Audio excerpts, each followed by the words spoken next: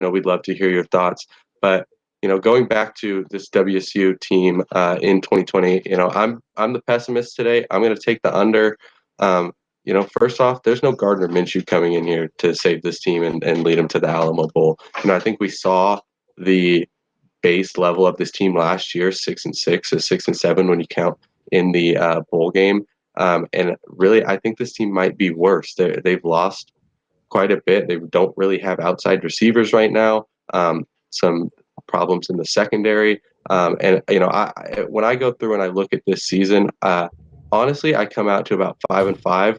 But I give them the one loss that they probably shouldn't have, because as Cougar fans, we've come to expect that. They always drop a game that they are supposed to win.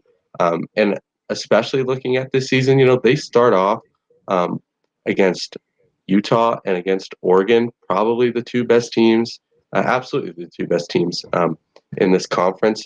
That's going to be tough, especially for a new quarterback, I think, and a new head coach.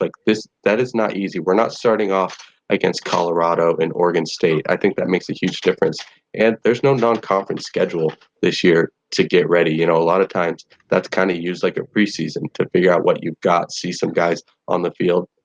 They don't have that. They're going back-to-back weeks 1 and 2 against the two teams that played in the Pac-12 championship game last year. I think that's going to be tough. I think that those are two losses, and I think that that could really make it hard going forward on this team, having to rebound from those losses against week 3 is a UCLA team that there's probably going to be a little bit of PTSD from what happened last year. I just think this is tough. And I think in this weird year where Rolovich is having an unusual offseason, this new quarterback hasn't even been able to step on the practice field yet. I just don't think the Cougars are going to be able to pull out anything better than 500 this year.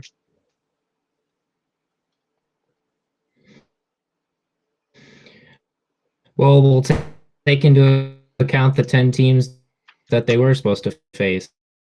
I mean, you have the... Am I still connected?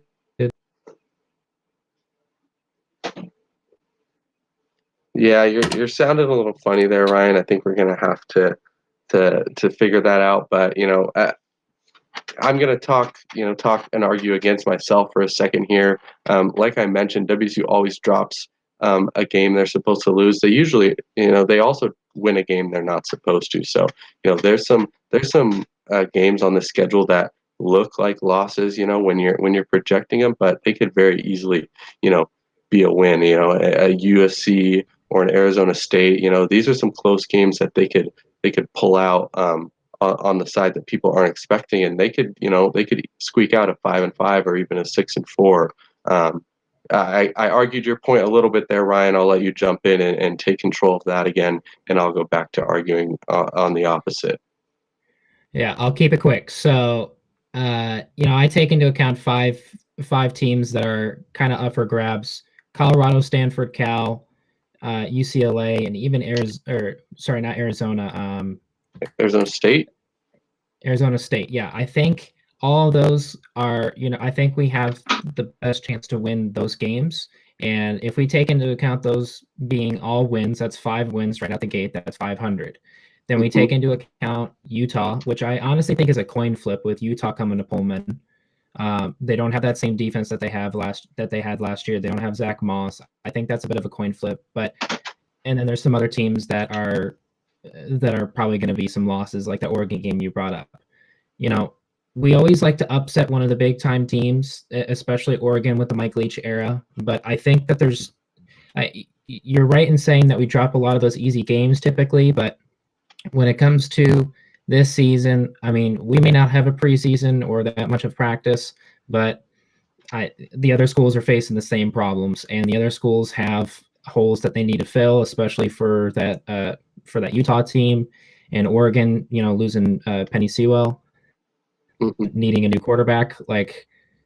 Everybody's got holes to fix. I think ours are, just on par with everybody else in the problems that they needed to fix from this last offseason. See, that's where I would disagree wholeheartedly because WSU has a new coach. Continuity is going to be huge this year for teams that are bringing back starting quarterbacks and offensive lines and a lot of returning starters. But also just bringing back the same head coach and the same coaching staff is a huge leg up this year. WSU and Utah may look like a coin toss in terms of on-field talent. I don't even necessarily agree with that, but it's not a coin toss in terms of coaching. I love Nick Rolovich. I think Nick Rolovich can have a great coaching career in Pullman, but I feel bad that he's got to handle his first season like this, having to do meetings over Zoom and not even being able to get on the fields. So I think it's going to take him a few games to really get into the groove. Usually that's where your games against Idaho's and Houston's come in, but this year you're coming out the gate hot. Utah, Oregon, like that's going to be tough. A new quarterback that's playing for the first time, that's going to be tough. Like Utah may not have the same players, but they still have the same system. Next man up. Utah is going to have a good defense, and so whoever gets thrown into the fire is really getting thrown into the fire, and it's going to experience it. It's going to experience some struggles. I mean,